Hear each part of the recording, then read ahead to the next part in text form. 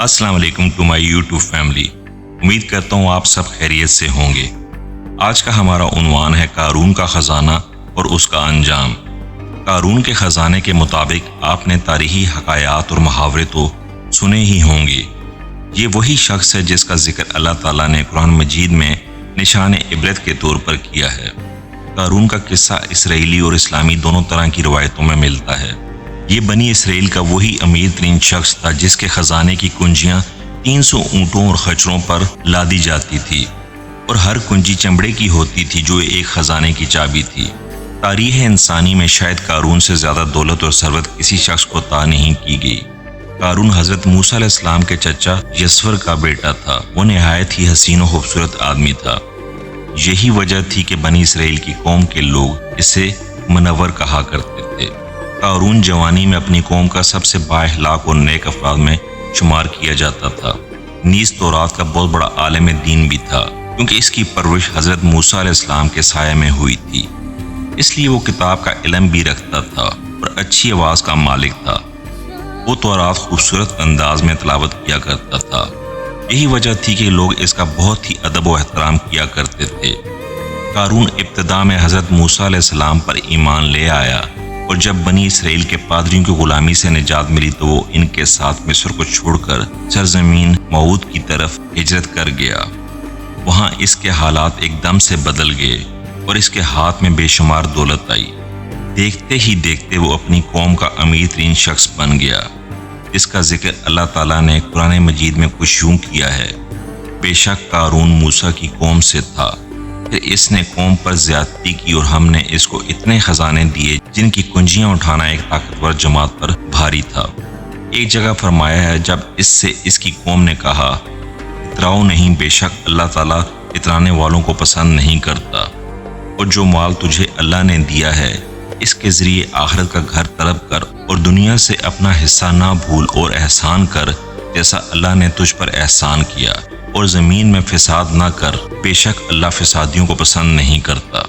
جب زکوٰۃ کا حکم نازل ہوا اور حضرت موسیٰ علیہ السلام نے اس سے عہد لیا تو اس نے یہ وعدہ کیا تھا کہ اپنے مال کا 1000واں حصہ زکوٰۃ نکالے گا۔ جب اس نے اپنے مال کا حساب لگایا تو ایک بہت بڑی رقم زکوٰۃ کی نکلی، لہٰذا اس کے دل میں حرص اور لالچ پیدا ہو گئی اور وہ زکوٰۃ کا منکر ہو گیا۔ اس نے ایک گندی چال چلی۔ اس نے بنی اسرائیل میں سے ایک گروہ کو جو کہ اس کے حمایتی تھے جمع کیا اور کہا، اے بنی اسرائیل، موسیٰ نے ہمیں بہت سارے امور کا حکم دیا جس پر تم لوگوں نے اس کی پیروی کی۔ اب وہ تم سے تمہارا مال بھی لینا چاہتا ہے۔ فلاں فاحشہ عورت کو لے کر آؤ تاکہ اسے کچھ پیسے دے کر موسیٰ کو بدکار ثابت کیا جا سکے۔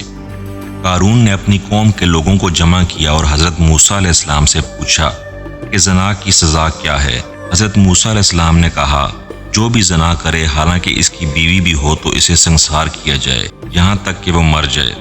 قارون نے حضرت موسیٰ سے کہا، حتیٰ کہ اگر یہ کام آپ نے ہی انجام دیا ہو تو بھی؟ موسیٰ علیہ السلام نے کہا، ہاں، حتیٰ کہ اگر اس کام کو میں بھی انجام دوں تو یہی حکم ہے۔ قارون نے کہا، بنی اسرائیل یہ گمان کرتے ہیں کہ آپ نے فلاں فاحشہ عورت سے زنا کیا ہے۔ حضرت موسیٰ علیہ السلام نے فرمایا کہ اس عورت کو میرے سامنے لاؤ، لہٰذا وہ عورت بلائی گئی تو آپ نے فرمایا، اے عورت، اس اللہ کی قسم کھا جس بنی اسرائیل کے لیے دریا کو پھاڑ دیا اور عافیت اور سلامتی کے لیے دریا کو پار کرا کر فرعون سے نجات دلائی، سچ کہتے کہ واقعہ کیا ہے؟ حضرت موسیٰ علیہ السلام کے جلال سے عورت سہم کر کانپنے لگی اور اس نے مجمع عام میں صاف صاف کہہ دیا، اے اللہ کے نبی، مجھ کو قارون نے کثیر دولت دے کر آپ پر بہتان لگانے کے لیے آمادہ کیا ہے۔ اس وقت حضرت موسیٰ علیہ السلام آبدیدہ ہو کر سجدہ شکر میں گر پڑے اور بحالت سجدہ آپ نے یہ دعا مانگی کہ یا اللہ، قارون پر اپنا قہر و غضب نازل فرما دے۔ لہٰذا وہ تمام لوگ جو قارون کے ساتھ تھے وہ اس سے جدا ہو گئے۔ موسیٰ علیہ السلام نے اللہ کی ذات سے زمین کو حکم دیا تو زمین پھٹ پڑی اور قارون اور اس کے پیروکار اس میں دھسنے لگے، اور دیکھتے ہی دیکھتے قارون، اس کا مکان اور خزانہ سب اس زمین میں دھس گیا۔ جب یہ زمین میں نابود ہو گئے تو زمین کا شگاف دوبارہ بند ہو گیا۔ قارون کی اس دولت کے متعلق بہت سارے تاریخی حکایات نقل کی گئی ہیں، اور تا قیامت قارون اور اس کا خزانہ تمام انسانیت کے لیے نشان عبرت بنی رہے گی۔ میں امید کرتا ہوں کہ ویڈیو آپ دوستوں کو پسند آئی ہوگی۔ مزید ویڈیوز دیکھنے کے لیے ہمارے چینل کو سبسکرائب کریں اور ہماری ویڈیوز کو زیادہ سے زیادہ اپنے دوستوں کے ساتھ شیئر کریں۔ زندگی رہی تو اگلی بار ایک اور ویڈیو لے کر آپ کی خدمت میں حاضر ہوں گا۔ تب تک کے لیے خدا حافظ۔ اللہ آپ سب کا حافظ و نگہبان رہے۔ بستے رہیں اور ہمیشہ مسکراتے رہیں۔ شکریہ۔